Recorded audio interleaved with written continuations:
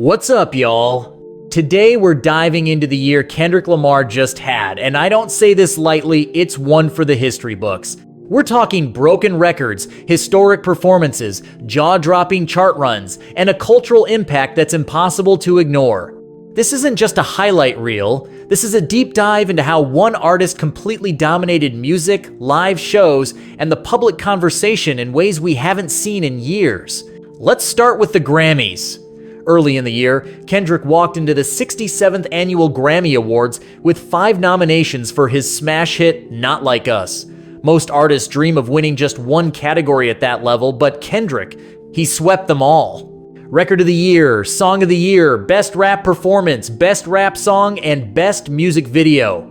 Every single one. That means Not Like Us didn't just win, it went undefeated. That kind of clean sweep is almost unheard of in Grammy history, and it instantly solidified Not Like Us as one of the most decorated songs of all time. When he accepted the Record of the Year award, Kendrick made it clear this was about more than just trophies. He dedicated it to his roots, to Compton, to Long Beach, to Watts, to Inglewood, and even out to places like Altadena. He spoke about revitalizing communities, about being a product of the people who built him, and about using his platform to create something bigger than music. It was one of those moments where the room just felt the weight of what he was saying. Now let's talk numbers, because Not Like Us wasn't just a critical success, it was a commercial monster. The song debuted at number 1 on the Billboard Hot 100, and it did so with numbers that shattered expectations. Over 70 million streams in its first week, 5 million in radio impressions, and 15,000 pure sales, and all of that during a shortened 5-day tracking week.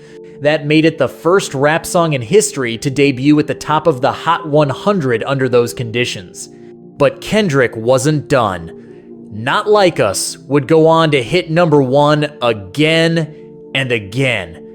It became the first non-holiday song to return to the top spot 3 separate times, each with months in between. By the end of its run, it was the longest-running solo number 1 hit of his entire career and, for the genre, a new benchmark in chart dominance.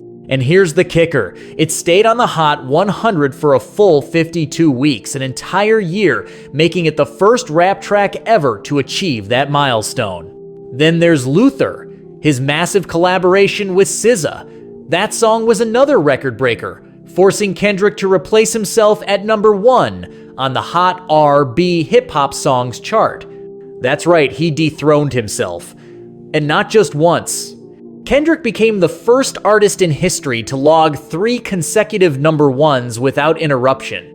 On the Hot 100, Luther spent 13 straight weeks at number 1, marking the longest chart-topping run for both him and SZA together. And we can't skip over GNX, his latest album. This wasn't just a successful record, it was a streaming juggernaut. From the moment it dropped, it dominated global charts and set new streaming day records. On the Billboard Top Rap Albums chart, GNX spent 22 weeks at number 1, that's over 5 months straight, breaking the all-time record and surpassing even icons like Eminem and Pop Smoke. On the live side of things, Kendrick's year gets even more outrageous. The Grand National Tour, co-headlined with SZA, was a cultural and financial phenomenon. 48 shows across the globe, selling out arenas and stadiums at lightning speed, and raking in a staggering $295 million. Over 1.27 million fans came through those doors. Each show felt like an event, not just a concert.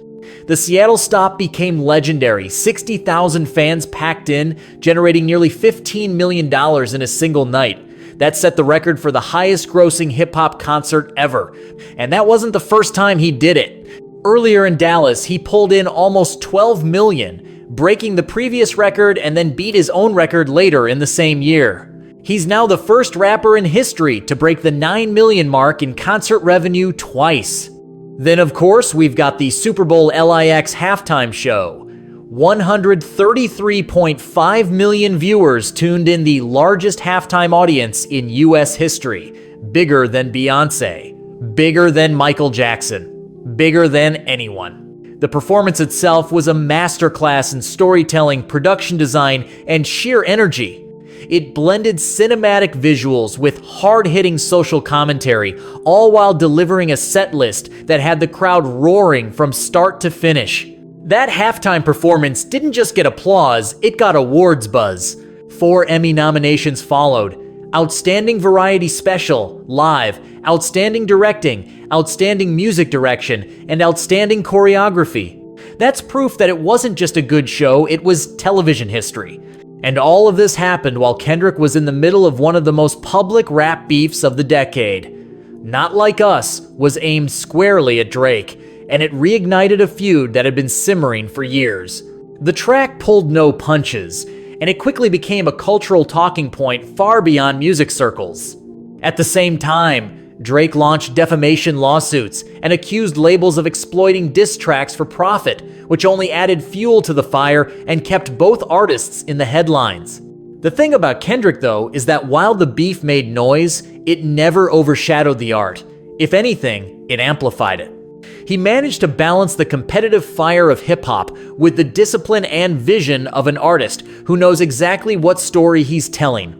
And that's why he's not just topping charts, he's shaping the culture itself. When you zoom out and look at the year as a whole, it's staggering. Kendrick Lamar didn't just have a good run, he dominated every arena he stepped into. Awards, swept them. Charts, owned them. Tours, broke them wide open. Broadcast television, made history. All while crafting songs and moments that will be remembered for decades. This is the kind of year artists dream of. It's the kind of dominance that makes you ask, where can he even go from here? And that's the wild part. If history is any indication, Kendrick is nowhere near finished. Because for him, it's not just about breaking records, it's about setting new standards. And after this year, the bar has never been higher. Please like and subscribe to the channel, and let's keep the culture going.